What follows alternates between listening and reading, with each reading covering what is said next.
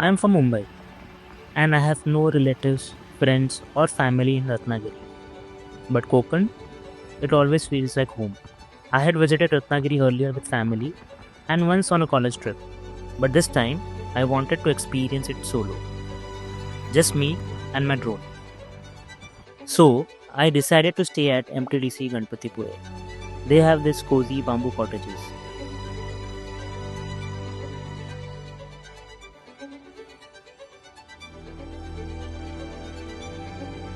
The best part was the beach was right outside my door.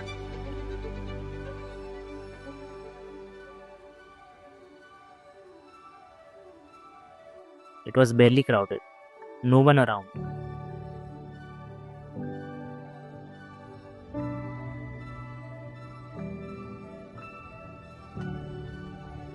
I set up my foldable chair, sat alone, and watched the sun melt into the Arabian Sea.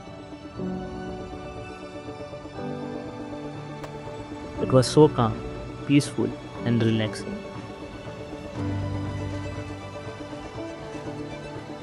The next morning, I decided to visit the most beautiful coastal belt of India, the Aare Ware Road.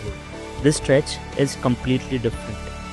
Hills on one side and endless sea on the other.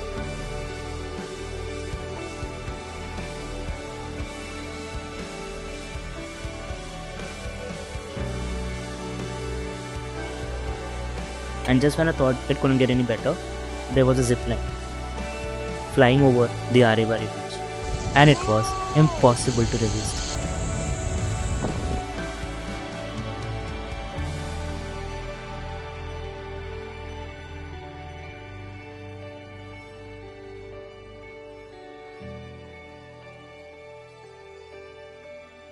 Later that evening, I went to Mirya Old Ship Point, and there it was, an old, rusted ship, still standing strong against the crashing waves, as if it's telling its own forgotten stories.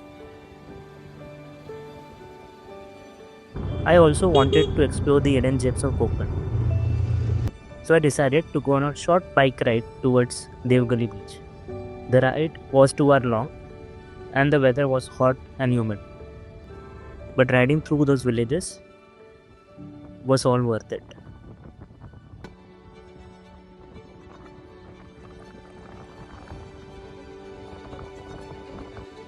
And when I finally reached Devghalli Beach, I felt the magic. It was raw, beautiful, and chaotic at the same time. The winds here are strong and the waves are powerful.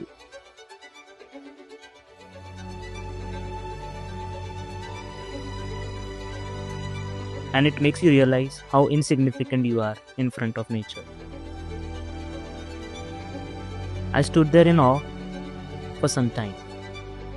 I did not want to leave, but the journey had to end. I knew one thing, this wasn't a goodbye. Kokan had many secrets yet to be revealed. And maybe I will return back in monsoon, because somehow this place feels like home. Kokan will wait for me, and I'll wait for Kokan.